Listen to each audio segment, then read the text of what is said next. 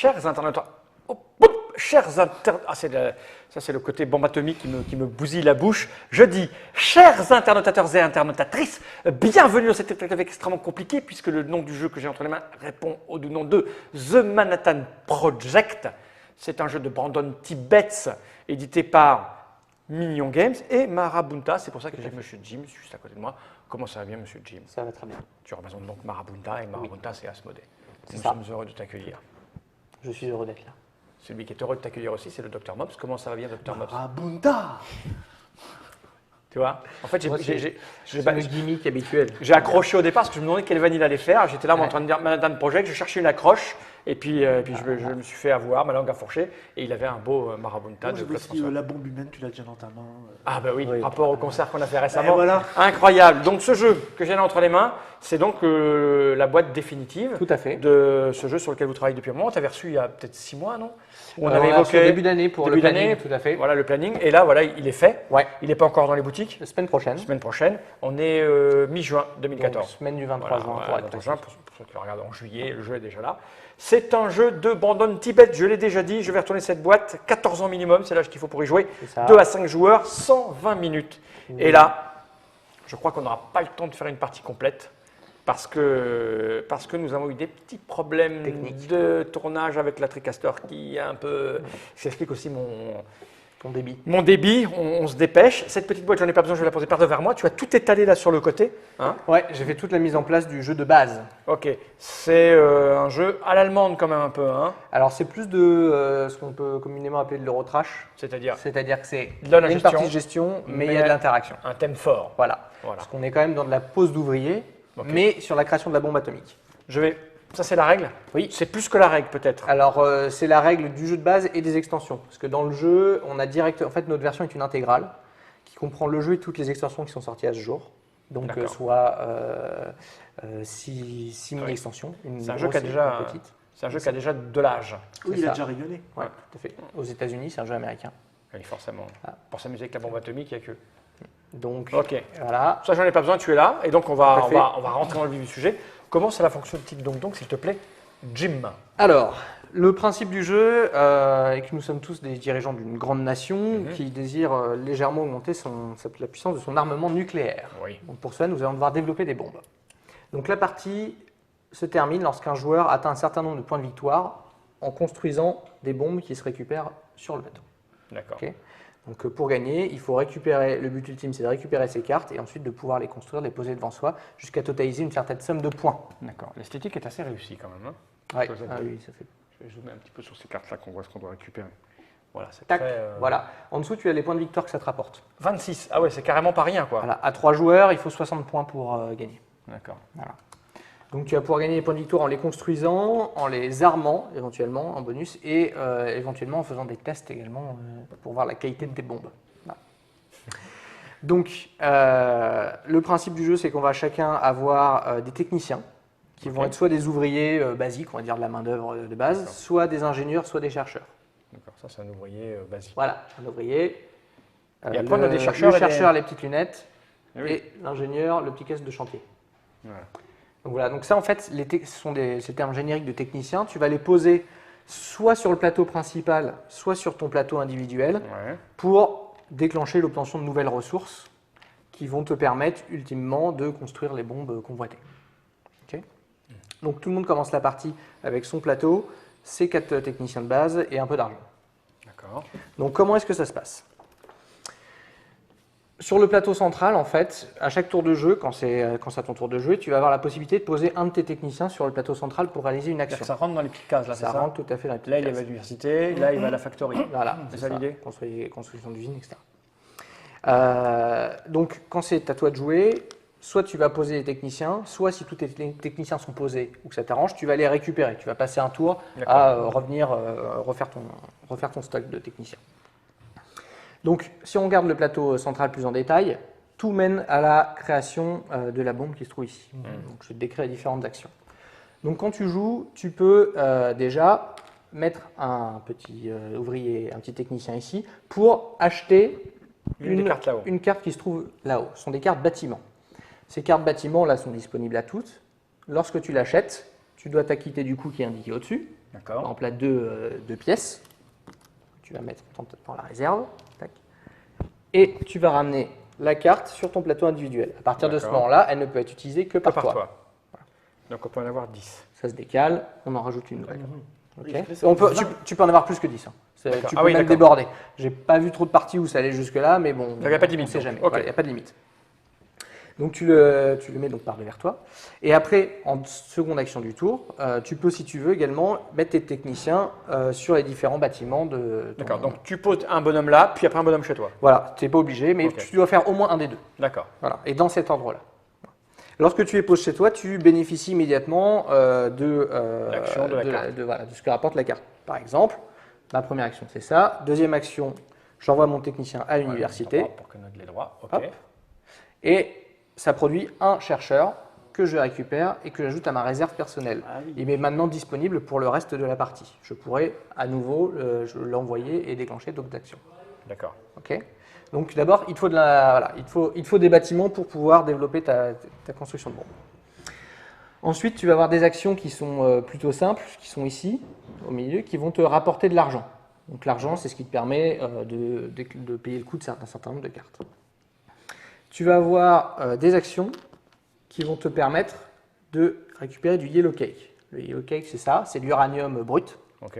qu'il va te falloir pour ensuite, ici, augmenter sur l'échelle de plutonium et d'uranium. Cette échelle de plutonium et d'uranium, dans laquelle tu progresses, va être nécessaire au moment, si tu veux montrer une carte, où tu construiras ta bombe, il te faudra avoir un certain niveau sur cette échelle. Donc l'uranium 6, non? Voilà, c'est ça. Il faut que tu sois à 6 sur l'échelle d'uranium pour pouvoir D'accord. jouer la carte quand elle arrivera. Ok. Ok. Donc tu peux récupérer de l'argent, tu peux récupérer de l'uranium brut, tu peux dépenser cet uranium et des ingénieurs pour augmenter sur l'échelle de plutonium, et tu peux construire des bombes. Ok. Ok. Lorsque tu construis des bombes, il te faut un ouvrier de chaque, un ingénieur, un chercheur. Tu le poses Tu ici. poses ça, là, d'accord, ça consomme beaucoup ça. Voilà, dans le temps c'est de la R&D. Et là, tu déclenches un draft, c'est-à-dire que tu récupères toutes les cartes bombes qui étaient visibles. Tu en choisis une, tu fais passer au voisin, choisis une, qui fait passer au voisin. Et j'en Ah oui, prends tout une. le monde en choisis une. profite un petit peu quand même. Tout le monde en profite un petit peu, parce que tout le monde s'inspire un peu des autres. Et la dernière, tu la récupères. Donc tu as Ah, déclenché l'action, tu finis avec 2 cartes quand même. Ça, c'est parce qu'on est que 3 qu'il en a mis 4. Ouais, c'est D'accord. ça. Tu as toujours une de plus que le nombre de joueurs. Ok. Donc, par la suite, quand tu auras ces bombes, ton but, ça va être de réussir à pouvoir les poser en payant le coût en plutonium ou en uranium, comme on l'a vu tout à l'heure, Ouais. et en dépensant les ouvriers. Alors, par exemple, celle-là, pour la jouer, Voilà. il me faudrait un niveau 4 en plutonium, donc C'est il faudrait ça. que je sois au moins là, Ouais. et que je pose 2 ouvriers et un chercheur Dessus. dessus. Donc, il faudrait qu'ils soient disponibles dans ta réserve Ouais. et tu les mets, tu les Au alloues. moment où je dis je joue cette carte, Voilà, alors tu la mets à côté d'accord. et tu mets de suite Genre. de ta réserve, on va dire. Ouais, imaginons que je sois comme ça, je fais ça, ça, je dépense Ça. mes 4 plutonium, Ça, tac, et voilà. Et ah, tu, je redescends. tu descends. D'accord, ok. Et tu l'as construite. D'accord. Et c'est. Et ça te rapporte une valeur en points de victoire qui dépend du type de bombe. D'accord. Ok. Une fois que si jamais ça peut déclencher à la fin de partie si tu atteins le maximum. D'accord. Ok. Je reviendrai sur les spécificités des bombes après. Donc tout le but, ça va être de réussir à faire un cycle à ce niveau-là. Pour avoir les ressources pour finir la design. Voilà, parce que bien sûr, tu as également des universités qui, lorsque tu les poses, te permettent de récupérer d'autres Mais techniciens. on est limité là en technicien, enfin, on en a 4 de chaque. Ouais, à un moment donné. c'est là où les contractuels rentrent en jeu. La D'accord. main-d'œuvre vraiment pas chère. Ok. Donc, lorsque tu décides de récupérer des personnages en plus, parce que tu es limité par le nombre de la couleur, comme tu fais remarquer, tu peux également prendre des bonhommes gris qui sont neutres D'accord. et que tu vas avoir temporairement qui vont te servir comme des bonhommes D'accord. classiques. Ok. Ok. Donc, ça te permet on va dire, de renforcer ta main-d'œuvre. Des gens que tu rends quand tu les as utilisés. Voilà, je vais venir après sur la phase de reset. D'accord. Quand tu vires tous tes bonhommes, eux, ils reviennent dans la réserve générale. Ok. Là où il y a une petite spécificité par rapport à toute cette gestion, c'est l'interaction de 2 façons. La première, c'est l'espionnage.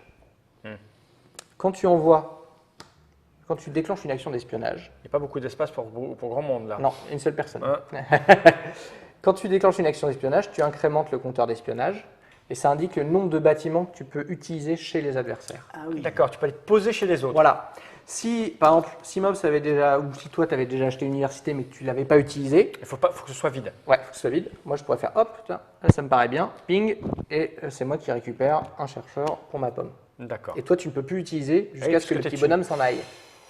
D'accord. Et si tu es là, Eh ben, tu peux espionner jusqu'à 4 bâtiments. Ah oui. c'est-à-dire que tu mets un bonhomme là, un bonhomme là-bas, un bonhomme là-bas. Waouh.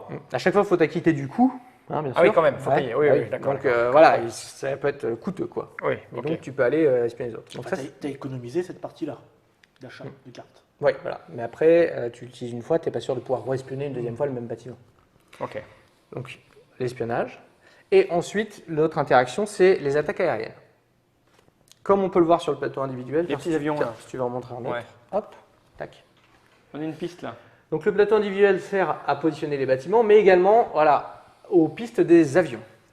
Sur cette piste, tu as deux compteurs, chasseur et bombardier.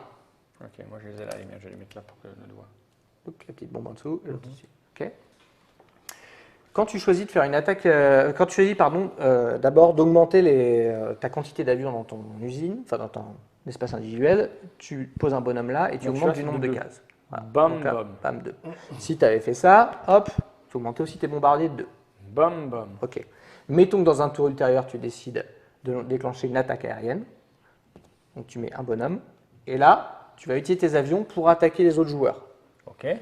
Comment ça se passe? En fait, tes chasseurs peuvent détruire les avions adverses. Donc les D'accord. chasseurs adverses Ah, et les bombardiers ça tue en haut adverses. et ça tue le reste. Voilà. Et les bombardiers vont attaquer les bâtiments adverses. D'accord. Ça, c'est pour tuer les avions adverses. Ouais. Et en ça, c'est pour dessous, tuer les maisons. c'est pour tuer les bâtiments. Les c'est ça, bâtiments. C'est ça. Donc, tu déclenches l'attaque aérienne. D'abord, avec tes chasseurs, tu peux dépenser autant de points que tu veux pour détruire autant de points chez l'adversaire. Par exemple, tu utilises tes 2 points de chasseur. Ah oui, d'accord, je pourrais très bien être ici. Ouais, Mais je dis boum, boum, je détruis 2 voilà. Et mettons que là, tu me détruises mes 2 chasseurs. points. Ouais. Ok. Et après, tu as 2 points de bombardier, par exemple. Voilà, tu les dépenses. Et si j'avais un bâtiment, tu pourrais faire 2 points de dommage sur le bâtiment. D'accord. Ce qui veut dire que moi, je ne peux plus utiliser ce bâtiment tant que je ne l'ai pas réparé avec une autre action Ils sur sont plateau. jamais complètement cassés. Non, ils sont jamais complètement cassés. Mais ils peuvent avoir 12 points de réparation. Il faut que Ouais, tu ailles c'est là, ça. il faut que tu ailles là 12 fois. Tu peux remettre autant que tu Et veux. 12 fois 5 d'argent, ça fait beaucoup. Voilà. Et tu peux ventiler tes points de dégâts sur toutes les usines de tous les joueurs, Ah ouais, tant que les joueurs n'ont pas de chasseurs en défense, parce que tes avions, ils patrouillent au-dessus. d'accord. Et donc, il faut d'abord descendre les chasseurs adverses pour ensuite pouvoir aller. Ah ouais, je bombarder vois le leurs 120 minutes sur la boîte là. Globalement, moi, mes parties, c'était plutôt 1h30. D'accord. Mais bon, voilà, après, ça dépend du niveau de chacun et du temps de réflexion de chacun aussi. Mais effectivement, ça peut faire 2 Ouais. heures. Quoi. Voilà. Donc voilà, tu as l'interaction sur l'utilisation des bâtiments adverses et sur l'attaque pour pouvoir les bloquer. D'accord. Donc voilà, donc globalement, tes techniciens, tu vas les employer à tout ça. Une Ok. espèce de cycle.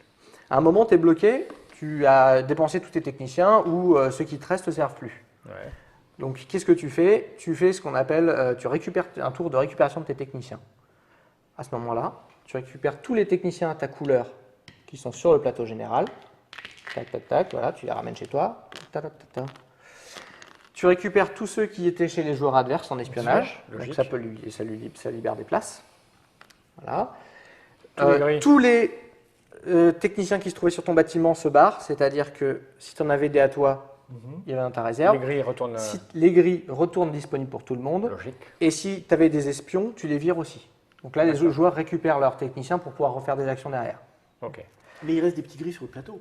Et les petits sur le plateau, ultimement, sont dégagés également. Donc en fait, quand un joueur refresh, entre guillemets, il va nettoyer généralement le plateau et libérer pas mal d'options aux autres joueurs. Question de synchronisation là du coup. Voilà, qui seront au taquet parce que quand l'espionnage se libère, généralement celui qui a pris. Il va espionner à son Voilà, tour. allez. Voilà, parce que tu ne fais que ça à ton tour de technicien. D'accord. Voilà. Et après, c'est un autre joueur. C'est presque, entre guillemets, passer son tour. D'accord. Ok. Voilà, dernière petite spécificité de règle, la différence entre les deux types de bombes. Tiens, si tu veux les montrer. Un petit côté thématique rigolo. La bomba, la bombache. Voilà, la bombache a une extension, mais tu as la bombe à l'uranium et la bombe au plutonium enrichi, si je ne dis pas de bêtises. Donc à droite, c'est la plus simple, c'est l'uranium. Elle te rapporte 26 points de victoire, comme tu peux le voir. Ouais, c'est beaucoup. Toutes les bombes ont un petit symbole avec un avion, avec un dollar là. Là, pour 3 dollars, ça veut dire que pendant ton tour de jeu, tu peux, si tu le souhaites, dépenser 3 dollars pour l'armée. À ce moment-là, ça fait simplement 5 points de victoire supplémentaires. Ça n'a pas d'autre effet de jeu. C'est pour montrer que ta bombe est prête à être lâchée, donc tes points de victoire grimpent. 3 dollars, c'est pas cher hein, pour la game. Ouais, pour la bombe, franchement. Et ensuite, l'autre particularité, c'est le plutonium enrichi. Donc elle, comme tu peux le voir, elle a deux valeurs, une noire et une rouge. De base, tu prends la valeur noire. Ouais, 9. À tout moment, à un de tes tours de jeu, tu peux décider de tester ta bombe au plutonium enrichi, parce que tu ne sais pas vraiment ce qu'elle Oui. vaut en fait, ta bombe. hein. Donc tu l'essayes, tu l'as fait exploser, tu fais oh, elle était bien celle-là. Voilà. Mais c'est trop tard, tu l'as fait exploser. Voilà. Donc tu l'as fait exploser. À la place, tu prends la tuile ayant la valeur la plus élevée Disponible. disponible au centre. Donc à 3 joueurs, tu as 8, 4, 0, qui remplace ta carte qui est défaussée. D'accord. Donc ça fait quoi? Ça fait que ça te donne 8 points de victoire au lieu de 9. C'était 9 la valeur, donc c'est pas top. Mais par contre, toutes tes futures bombes au plutonium, comme tu sais ce qu'elles valent, tu prends la valeur rouge. Ah oui. Ah, ok. Donc Voilà. il faut faire un essai une fois. Voilà, bah ouais, il faut que tu testes tes bombes une fois, un petit tour du côté de D'accord. Mururoa, D'accord. et puis voilà, après du Ok. coup, donc tu as, Ouais, aussi deux optiques de bombes, on va dire. D'accord. Pas vraiment le même style. Voilà. Et donc les joueurs jouent à tour de rôle en positionnant leur technicien ici, donc un seul sur le plateau central autant qu'ils veulent ici, jusqu'à ce qu'à un moment ils fassent un refresh. Et donc chaque tour de jeu, on va acheter des bâtiments, Oui, on va c'est tout poser simple, nos en fait, bonhommes, voilà. Je pense Tout que, ça. Au pire, il y a une aide de jeu qui est là. hein. il y a une aide de jeu Je vais zoomer effectivement, arrière, parce que je suis un le peu, perso un peu pour serré. rappeler un tour de jeu comment ça se passe. Et là, vous avez grosso modo toutes les règles du jeu de base. La partie s'arrête dès qu'un joueur atteint la somme indiquée. Voilà, donc échange en fonction du nombre de joueurs. Et derrière, il y a l'installation, c'est ça. Et Il y a l'installation des trucs à ne pas oublier. les petits nota bene, on va dire. Ça n'a pas l'air très compliqué en fait. Non, en termes de. Mais ça a l'air très tendu. Oui. Oui, il faut constamment un peu surveiller les autres. L'interaction est assez importante. Quelle heure il est? On va faire peut-être un début de partie pour voir ce que ça donne. Hein, on n'ira peut-être pas jusqu'au bout, je vais te montrer la. T'as quelque chose à Je fais rajouter un petit brief sur les Ah oui, extensions oui, rapidement. il y a plein d'extensions en Ben plus, oui. vas-y. Donc, Énolagué. il y a des extensions à la fin des règles. Donc, il y a toute une série de matériel qui ne sert pas dans une partie de base. Et qui est expliqué dans l'extension escalade nucléaire.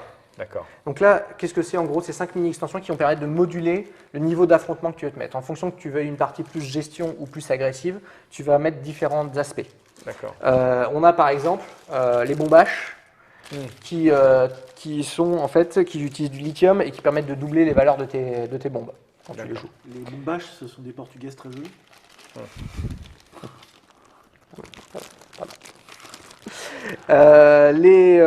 Tu vas avoir les fusées.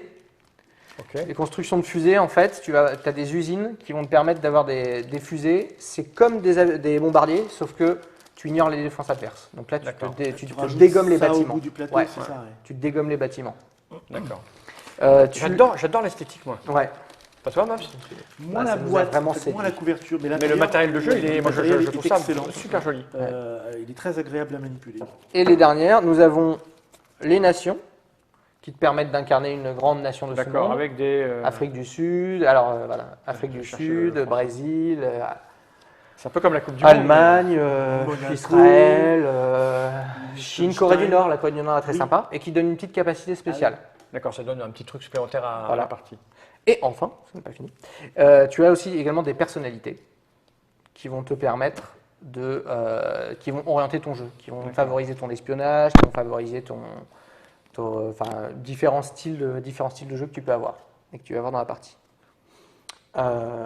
Voilà, en plus de ça, il y a beaucoup de choses.